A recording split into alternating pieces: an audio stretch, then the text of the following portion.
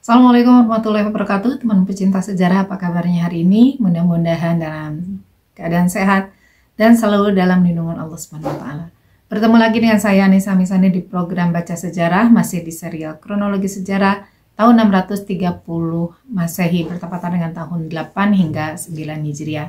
Ada 8 peristiwa penting yang terjadi di tahun ini, 4 datang dari dunia Islam dan 4 lagi datang dari luar dunia Islam.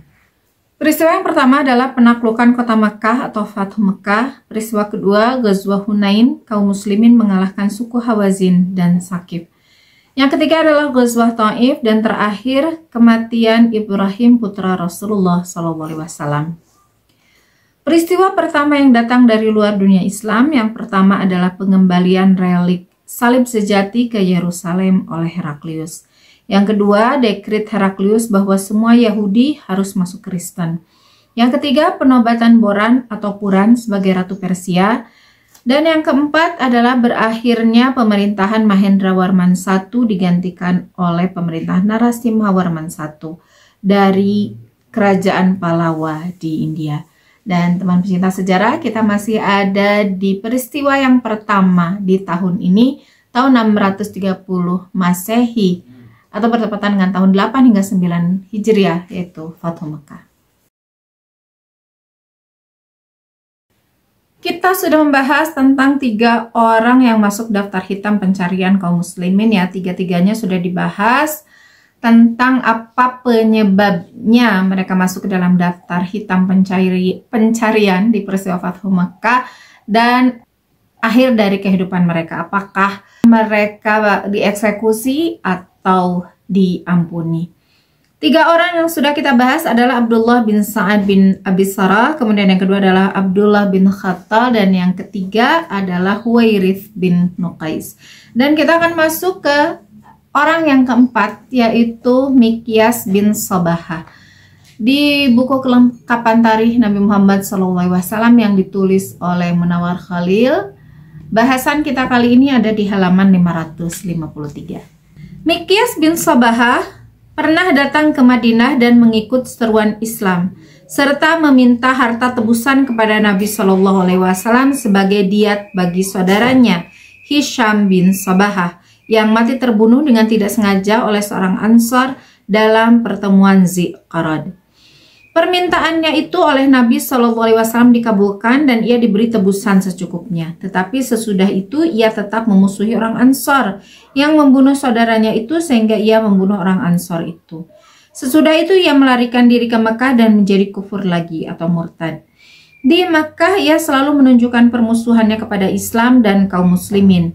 Karena itu ketika Nabi SAW membuka kota Mekah, beliau memerintahkan supaya ia dieksekusi. Akhirnya ia dieksekusi oleh seorang muslim anak laki-laki pamannya sendiri, yaitu Nurmailah bin Abdullah Al-Laythi.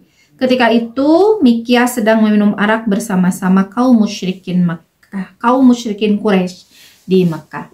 Jadi teman pecinta sejarah, dari keempat orang yang sudah kita bahas ya, baik Abdullah bin Sa'ad bin Abi Sarah, kemudian Abdullah bin Khattal, dan Huwairits bin Nuqais, lalu terakhir orang ini yaitu Miqyas bin Sabahah. Mereka itu sama-sama pernah masuk Islam dan sama-sama juga datang ke Madinah untuk berhijrah. Hanya dengan latar belakang yang berbeda-beda, tetapi perbuatan mereka itu hampir sama.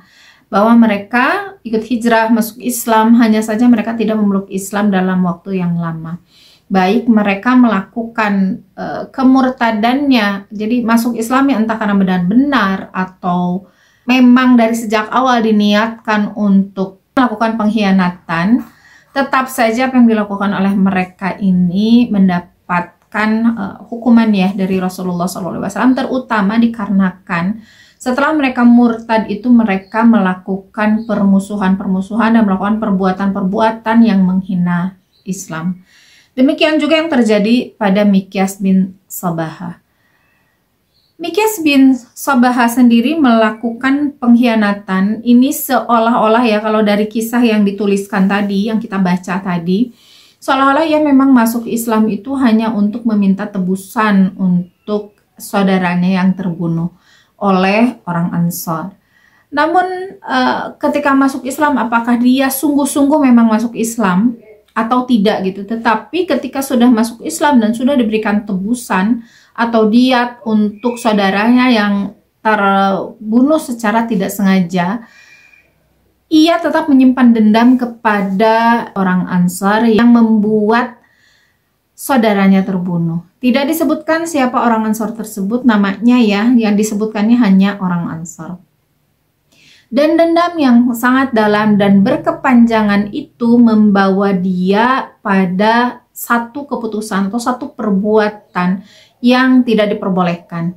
Meskipun sudah diberikan diat, sudah diberikan tebusan dengan tebusan yang wajar, yang seimbang gitu, yang setimpal, tetapi ia tetap tidak bisa menghilangkan rasa dendamnya, dan ia melakukan dan dia melampiaskan rasa dendamnya itu dengan melakukan hukuman secara pribadi, melakukan balas dendam lah ya terhadap orang Ansor tersebut. Dan mungkin karena tahu apa yang dia lakukan salah, dia kembali melarikan diri ke Makkah dan kembali murtad.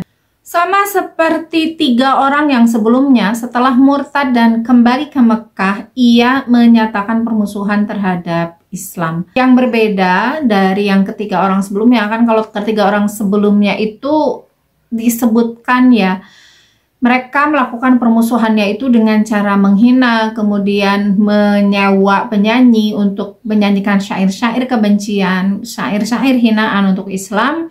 Tetapi di sini tidak disebutkan bentuk penghinaan yang dilakukan oleh Mikyas bin Sobabah.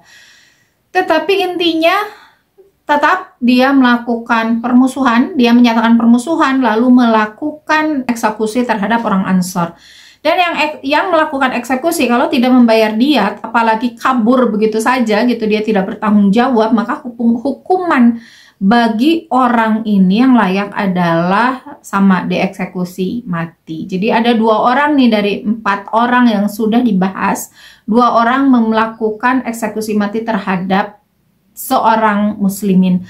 Sementara dalam Islam, darah kaum muslimin itu sangat berharga, sehingga siapapun yang mengalirkan darah kaum muslimin, ia harus dihukum.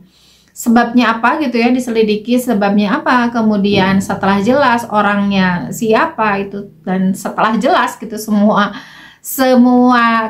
apa namanya mengarah kepada satu keyakinan bahwa orang ini memang benar melakukan eksekusi mati, maka harus dilakukan juga eksekusi mati. Karena ya kabur begitu saja gitu, tidak ada pertanggungjawabannya sama sekali. Maka ia pun pada akhirnya dieksekusi oleh anak pamannya sendiri. Jadi bukan oleh orang lain, tetapi oleh saudara dekatnya sendiri. Kalau anak pamannya berarti kan saudara sepupunya sendiri ya, yang pada saat itu sudah masuk Islam, yaitu Nurmailah bin Abdullah Al-Laisi.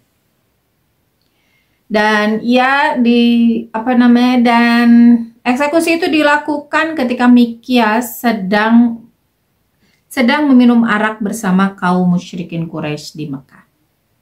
Jadi orang lain pada heboh gitu ya, datang kaum muslimin, yang lain ada yang lari, yang meminta perlindungan gitu ya, orang-orang yang masuk ke dalam daftar hitam ini. Tapi yang aneh dari Mikyas bin Sobabah ini, dia nyantai aja. Nah mungkin karena sedang mabuk ya, jadi dia nyantai aja seolah tidak ada masalah besar yang akan menimpa dirinya. Jadi dari 4 orang ini, 3 dieksekusi mati dan 1 dimaafkan, yaitu Abdullah bin Sa'ad bin Abi Sarah.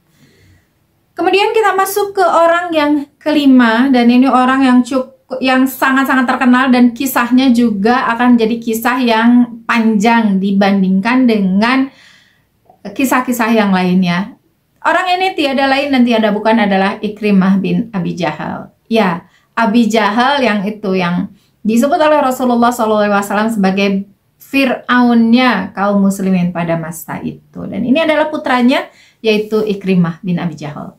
Mungkin kita masih ingat ya, bahwa Ikrimah bin Abi Jahal itu adalah salah seorang dari pemuda-pemuda Quraisy yang pada satu waktu dikumpulkan pada malam hijrah ya, dikumpulkan untuk mengepung rumah Rasulullah SAW dan melakukan eksekusi mati kepada Rasulullah SAW.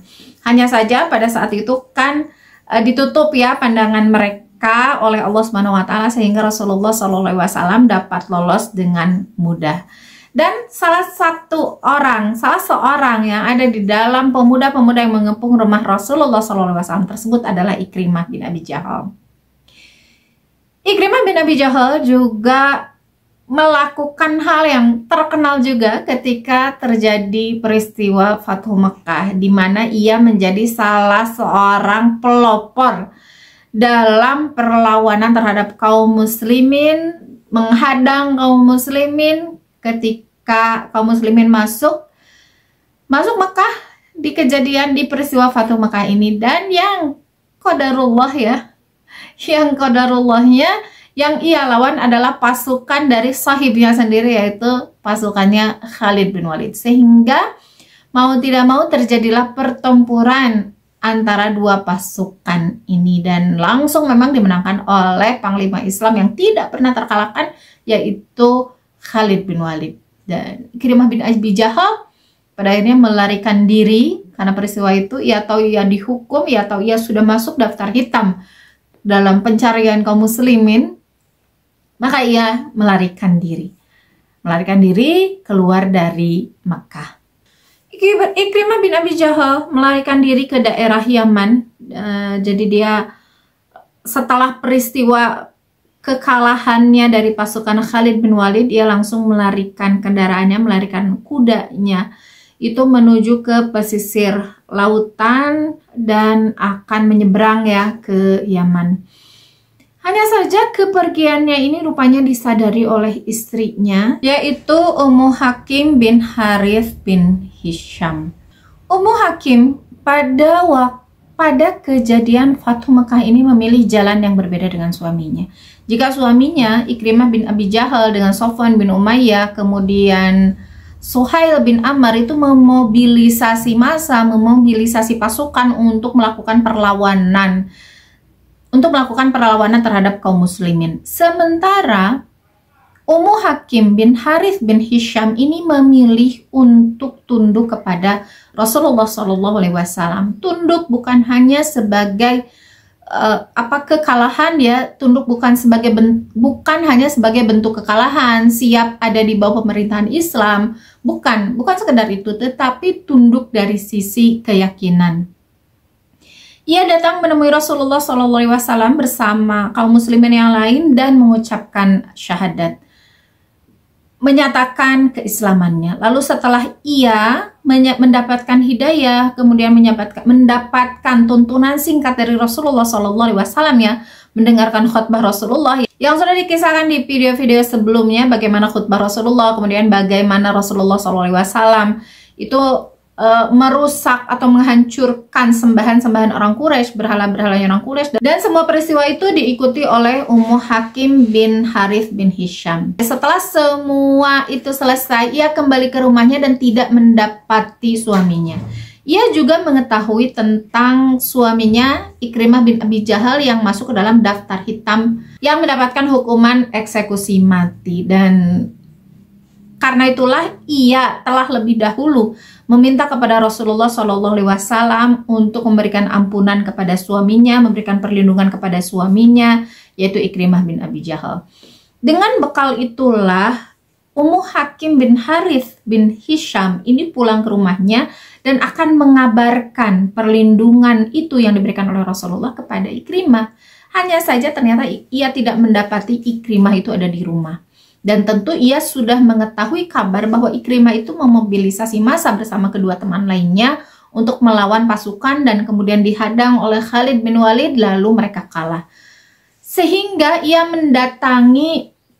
mencari tahu ya kemana perginya Ikrimah bin Abi Jahal, dan diberitahu oleh salah satu lah ya yang ikut atau yang mengetahui tentang kekalahan pasukan tersebut, dan diberitahu bahwa ia lari menuju ke Yaman. Jadi kalau ke Yaman kan jalannya sudah diketahui ya, maka tanpa menunggu waktu, tanpa menunda, Ummu Hakim bin Harith bin Hisham ini segera menaiki kendaraannya lalu menyusul Ikrimah bin Abi Jahal. Dan belum jauh kepergian Ikrimah itu sudah tersusul oleh istrinya. Setelah mereka bertemu, istrinya meminta Ikrimah bin Abi Jahal untuk kembali ke Mekah. Tentu saja Ikrimah itu tidak mau, saya tidak ingin kembali ke Mekah. Karena di Mekah itu, kalau saya kembali ke Mekah, Mekah itu sudah dikuasai oleh Muhammad dan saya pasti akan menemui ajal. Karena saya sudah masuk ke dalam daftar hitam orang yang mendapatkan hukuman mati. Kemudian dijawablah oleh Ummu Hakim bahwa wahai Ikrimah, wahai suamiku, saya sudah masuk Islam dan sudah memintakan ampunan untukmu. Ikrimah bin Abi Jahal, karena ini yang berbicara istrinya, tentu dia tidak akan berbohong ya dan tidak akan berkhianat, melakukan kebohongan ternyata nyampe di Mekah dia dieksekusi gitu ya. Tidak mungkin itu terjadi karena ini yang menyampaikan adalah orang yang sangat dia percayai, yaitu istrinya sendiri. Maka tanpa bertanya dua kali, ia pun mengikuti anjuran dari Ummu Hakim. Ya, mereka kembali berdua. Ummu Hakim ini berhasil membawa Ikrimah dan langsung ia menghadap ke Rasulullah SAW. Di perjalanan tidak mendapatkan gangguan apapun meskipun kaum muslimin melihat Ikrimah ya. Karena siapapun orang sudah mendapatkan vonis dari Rasulullah SAW, tetapi kalau seorang muslim memberikan perlindungan atas izin Rasulullah, maka kaum muslimin yang lain itu tidak berhak untuk melakukan eksekusi tersebut, melakukan hukuman.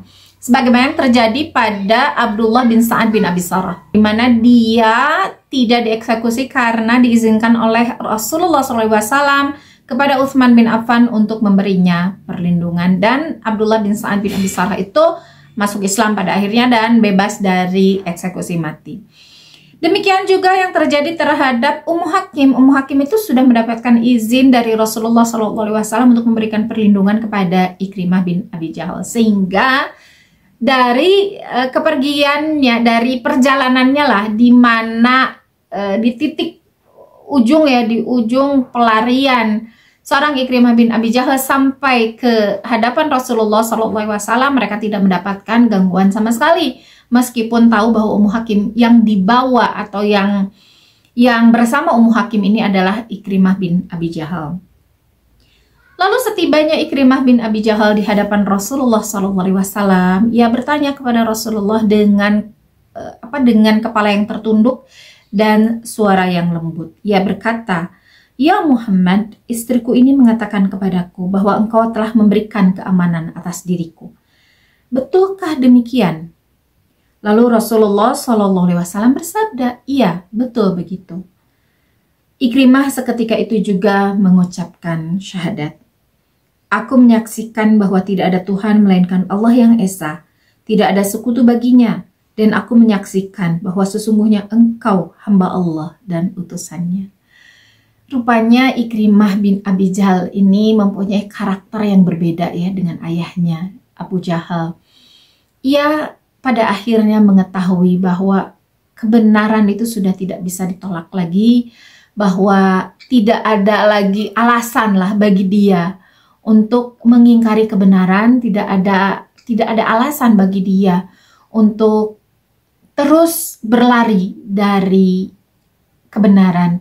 Maka dengan hati yang sangat tunduk, apalagi tersentuh sekali ya dengan permaafan yang diberikan oleh Rasulullah SAW kepada dirinya, karena dia sudah masuk daftar hitam tuh, dan kesalahannya itu sudah sangat-sangat banyak.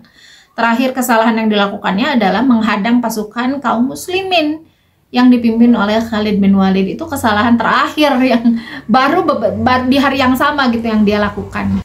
Namun ternyata dia juga tidak menyangka bahwa ampunan dari Rasulullah SAW itu begitu mudah ia terima.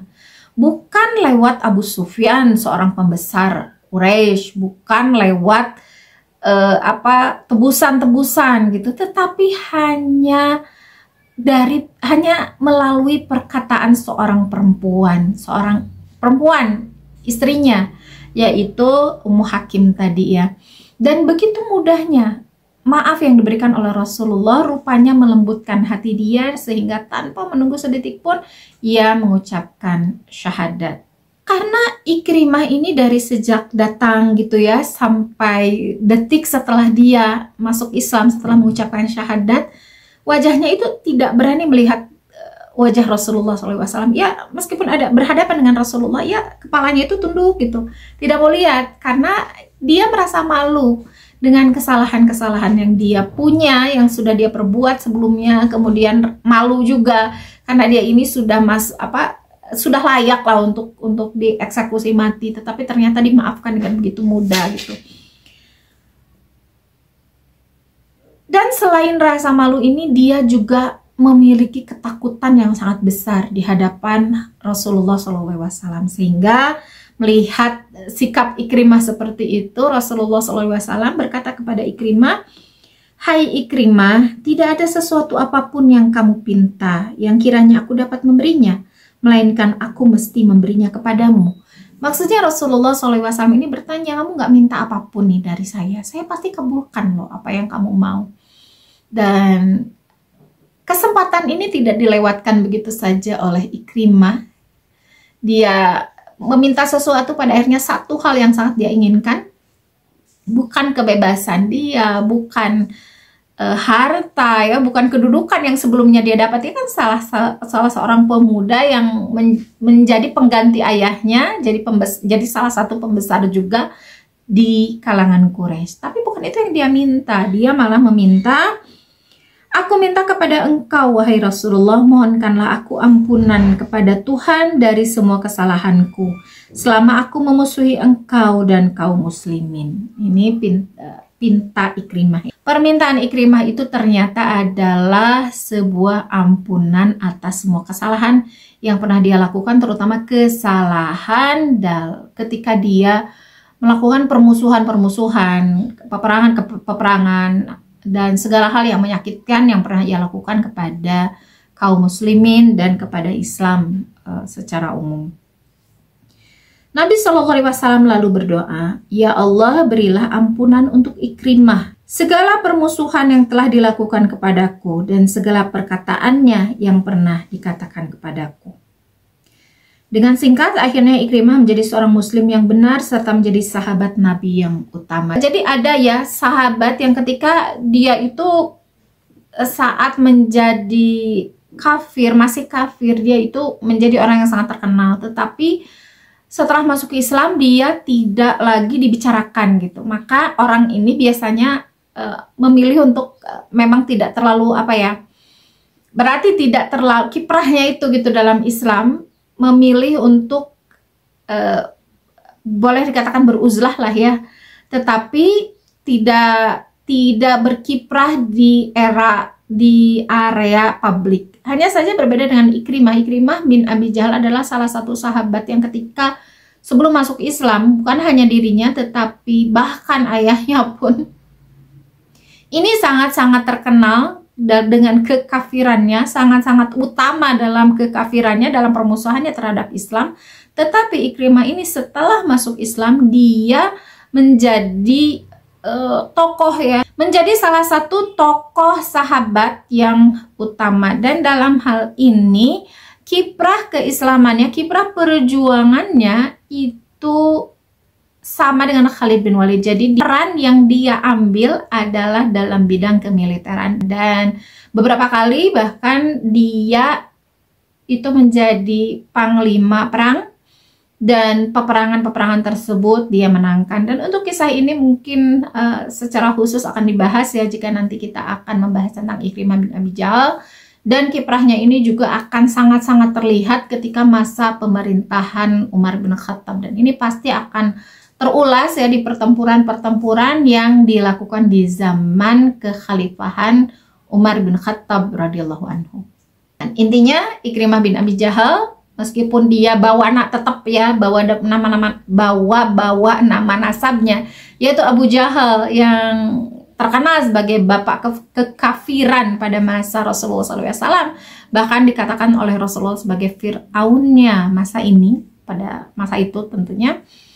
Tetapi ternyata memang sebagaimana keimanan, kekafiran itu tidak bisa diturunkan. Jadi bisa saja orang yang dia itu secara darah ya, permusuhan terhadap Islamnya sangat-sangat kental, tetapi rupanya dari darah yang kekufurannya kental itu ternyata bisa melahirkan keimanan dan bisa ya bukan hanya sekedar keimanan dan ya iman-iman yang biasa saja atau menjadi kaum muslimin yang biasa, tetapi juga berkiprah dan kiprahnya luar biasa dan bahkan tercatat dalam sejarah Islam.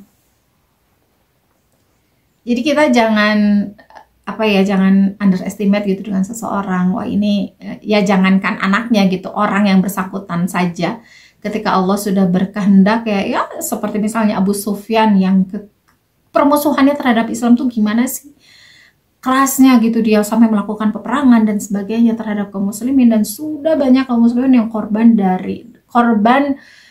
dengan kerasnya permusuhan Abu Sufyan terhadap kaum muslimin. Tetapi rupanya Allah mengendaki hidayah untuk dia. Nah, sama juga dengan Ikrimah bin Abi Jahal ini, dia tumbuh di keluarga gitu ya, dari kecil tumbuh di keluarga yang permusuhan terhadap Islamnya itu luar biasa, sangat-sangat kental. Tetapi dari rumah itu justru Allah melahirkan seorang Ikrimah bin Abi Jahal yang ternyata malah menjadi pembela Islam yang utama, pembela Islam yang ada di garis depan, bahkan di garis depan di medan pertempuran, dan bahkan siap untuk mengorbankan darahnya, siap untuk mengorbankan nyawanya. Kalau harta dan waktu jelas ya, bagi seorang mujahidin harta itu sudah jelas, seperti misalnya baju perang, kemudian kuda, kemudian harta dia sudah korbankan, itu otomatis.